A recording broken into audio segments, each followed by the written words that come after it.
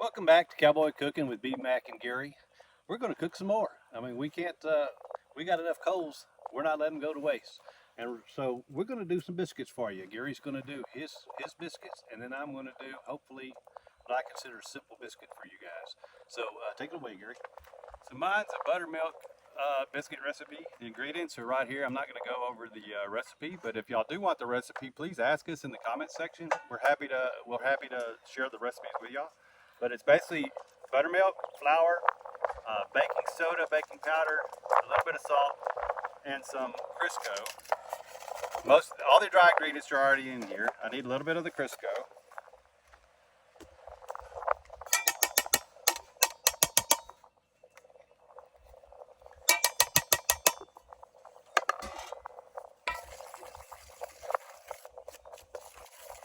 I need to mix this real well. And then once I'm done, we're just going to pour in the buttermilk, and that'll be it for the dough. And you can see I'm losing a lot of my flour to the wind today. So let me go ahead and get the buttermilk in. Now I'm starting with half a cup. I'll add more if I need to.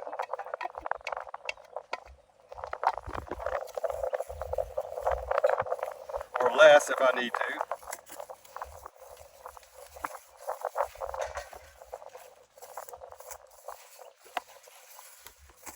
And again, y'all can see this is a simple recipe. I'm almost done with it.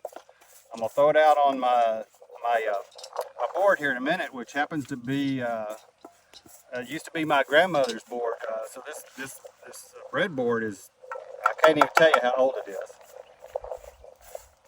I'm gonna add just a little bit more buttermilk, just a little bit. I don't want it to be too soft.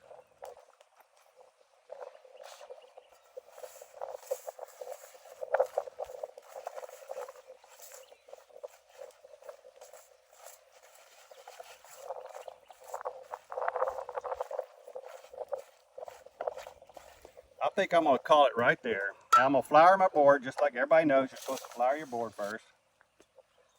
And I'm going to roll this out.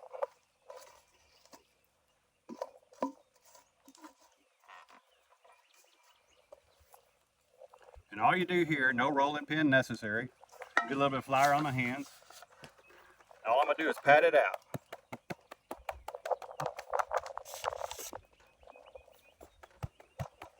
Simple as that. Now, as you can tell, I'm not the best in the world at this, but I'll show you how to do this. And we don't have a biscuit cutter with us today, but you can just use your old tin can.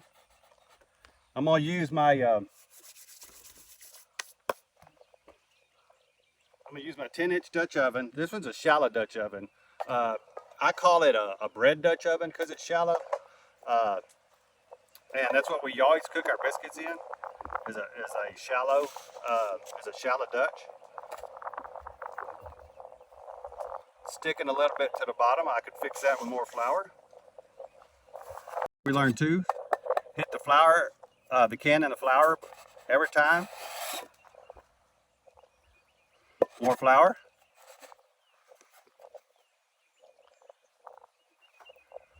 Now I'm gonna rake this up. Try to get a couple more biscuits out of this recipe. Flour, cut. And now this last one, it's always for the dog because it never looks pretty.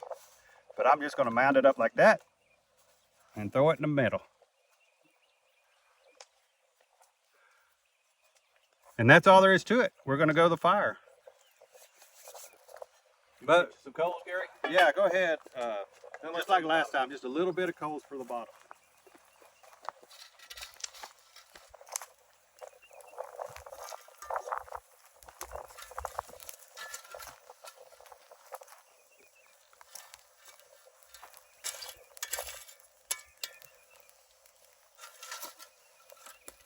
It should be good. Now for the top. And folks, this recipe doesn't take very long. I think it's about a 20-minute biscuit rise. But we'll check it after about 10 just to double make sure. But that's all there is to it. We'll be back with y'all checking them later. But right now, after he's through shoveling the coals on top, he's going to start with his biscuit recipe. All right, now Gary's biscuits are on the fire. I'm going to do my recipe. Simple recipe, guys.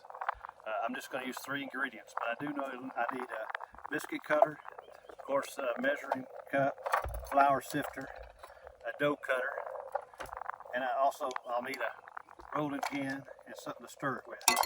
So, you know what? I don't need this. I don't need that. I don't need that. I don't need that.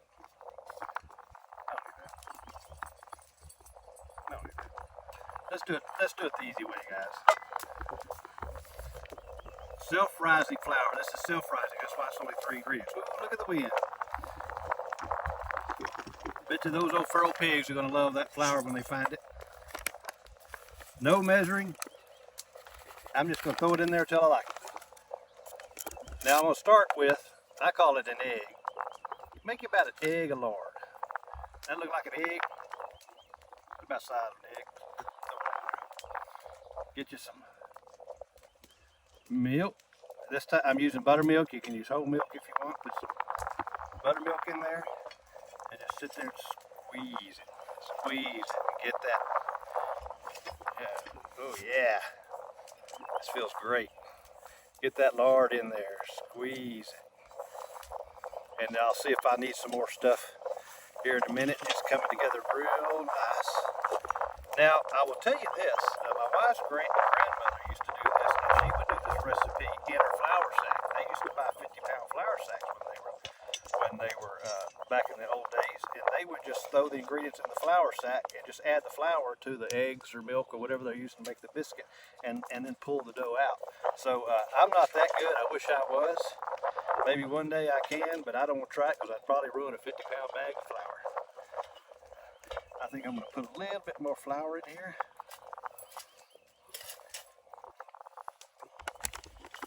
Excuse my dirty hands. Oh, I did wash my hands. Now, while I'm doing this, guys, again, we want your recipes. We want you to get on our Facebook page, Cowboy Cooking with B-Mac and Gary. Get on there and give us pictures of what y'all are doing. Give us recipes of what y'all doing. Heck, if you can do it, give us videos. I'm no expert at the YouTube or Facebook. I'm just a talent.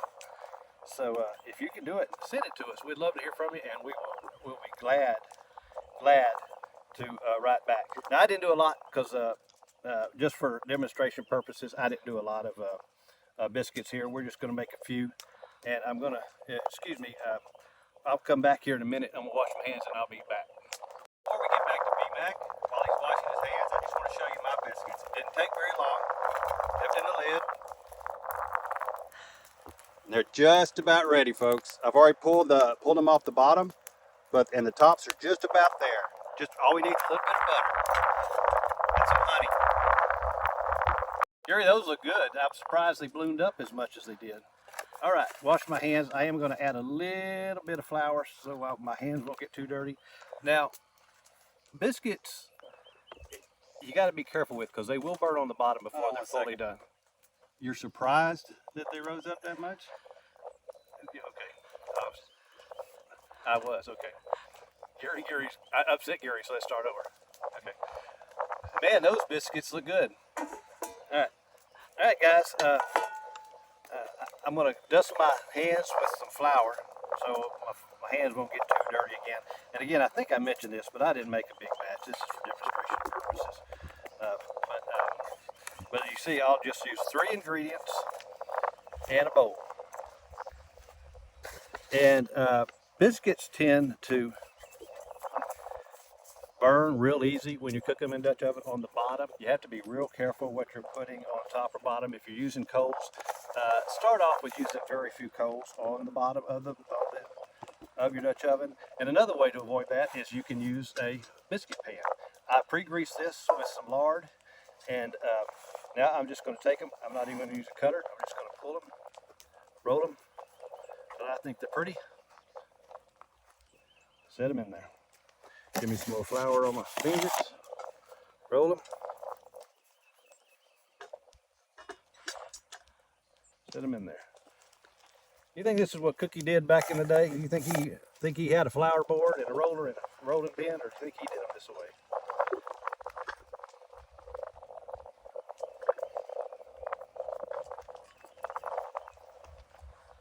All right, guys, I'm going to keep doing this, and when I finish, then we'll come back and I'll show you. I'll put them in the oven for you.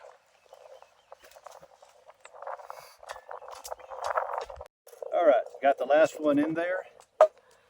Move that aside, and I am going to use a Dutch oven my father-in-law gave me before he passed away. Every time I use it, I think of him. I didn't even know he owned it. But he knew I was a Dutch oven cook, and he wanted to give it to me. And this is the perfect biscuit oven. As you can see with this oven, very shallow, so you can have even cooking. And I'm just going to set that right in there. You ready for some coals? Yeah, why don't you give me some coals, Gary? Put a little bit on the bottom. I know we've got this protected with this pan, but we're still not sure. We can always check it later. And then we're going to go over to the fire with it. I'm just going to put you here where mine were. And just a little bit on top. We can always add more if we need to.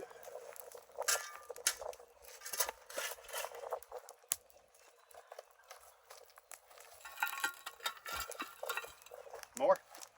A little bit more. How's that? Yeah. So biscuits are almost ready. We'll check these in a minute. And again, don't forget to hit that subscribe button, and always bypass the dislike button and go to the like button. And I think, isn't there a notification bell? If you want to see new videos, hit that notification bell, and we'll make sure that you know when the next video is coming out. But we're going to try to do several of these for you. So we'll be back.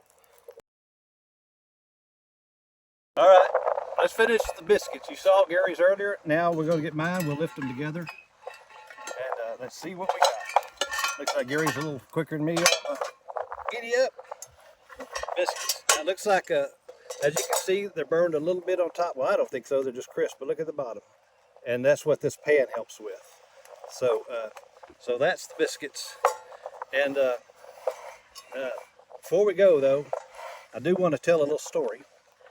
And a story everybody that's listening here has heard before. But I get a little something different out of it than most people. You know, on the seventh day, after John the Baptist declared Jesus the Son of God, he was invited to a wedding, him and his apostles.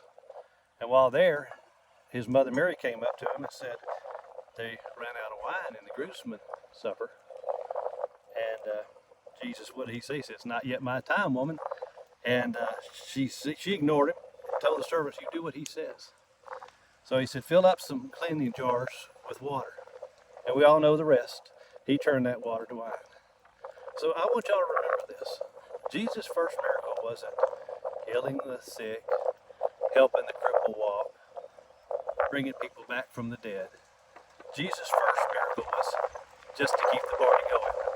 And I want you guys to remember that, and I'll try to remind you as we go forward. You guys keep the party going, and as Gary always says, We'll see y'all around the campfire.